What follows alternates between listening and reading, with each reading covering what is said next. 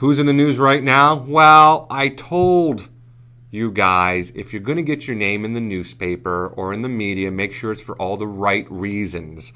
The Cleveland Browns are not having any luck. The lovable losers are in the media again for a couple of different reasons. And certainly as of late, it's Quentin Groves, their free agent acquisition from the Arizona Cardinals. Linebacker comes over to the Cleveland Browns and is arrested for solicitation.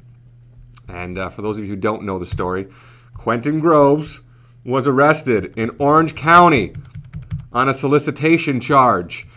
Orange County Police, they released some of the details, and he was involved with an escort service, and he left his name as Josh.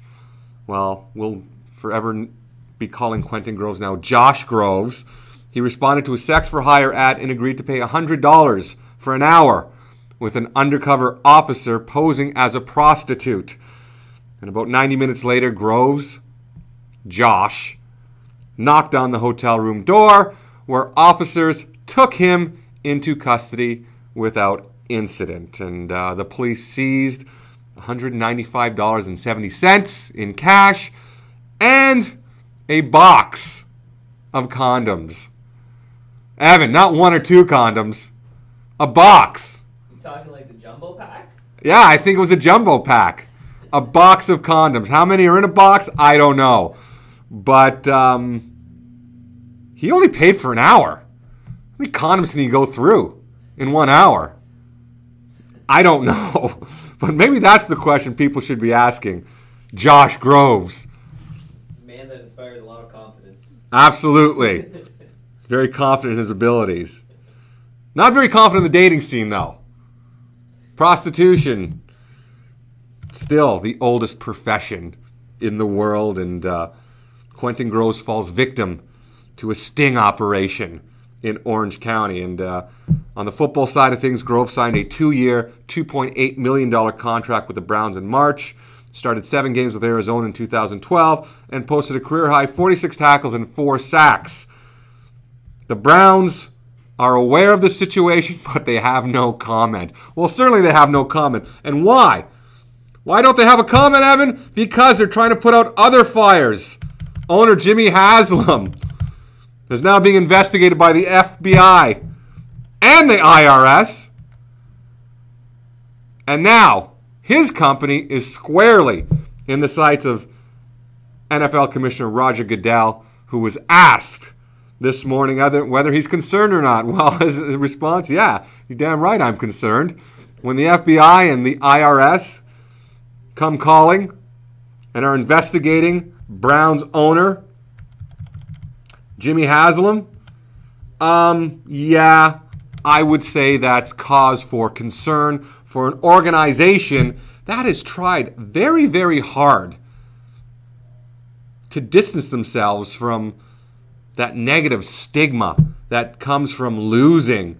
And if you look at what the Cleveland Browns have done since this past January, well, the first thing they did was hire a brand new coach in Rob Chizzinski.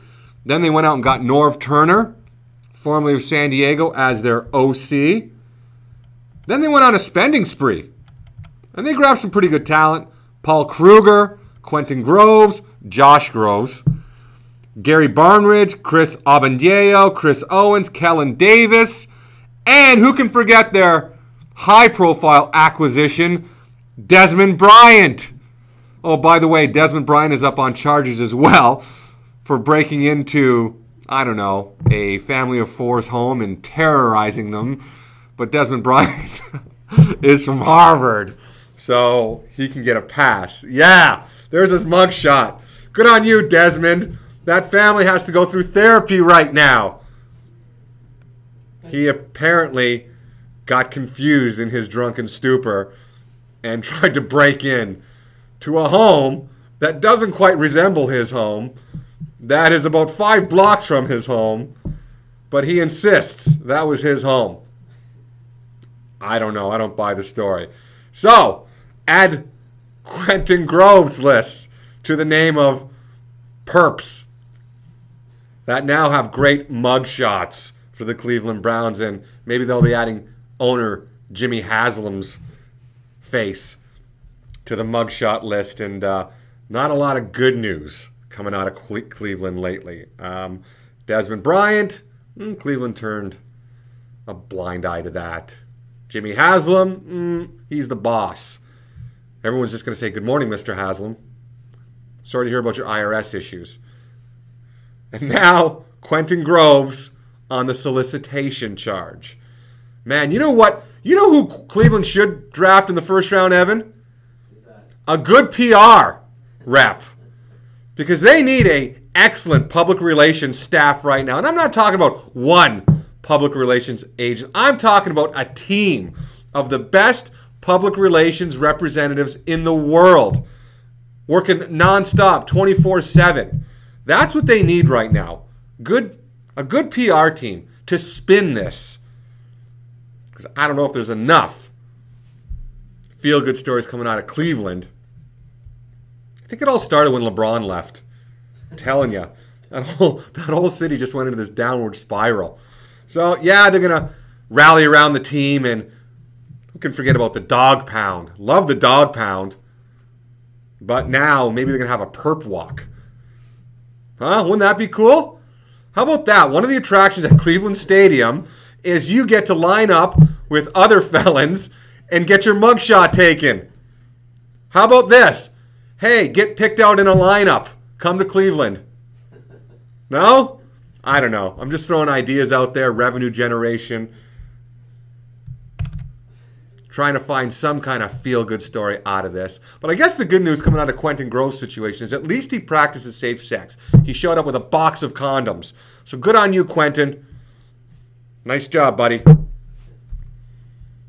When we come back, sticking with the draft theme, because let's face it, the draft is a little over 24 hours away.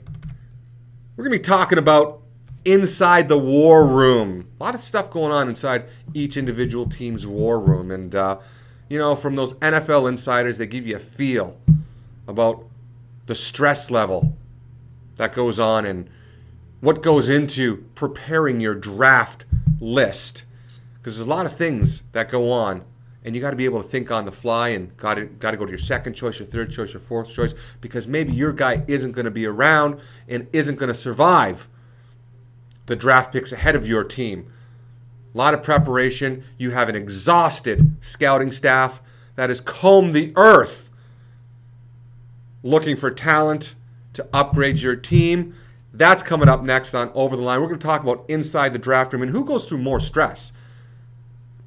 Team personnel or the players themselves sitting by the phone or sitting in that audience waiting, anticipating their name being called. Stick around. I'm Sandy Annunziata. This is Over the Line. But our love is too strong to bear. Look into my eyes,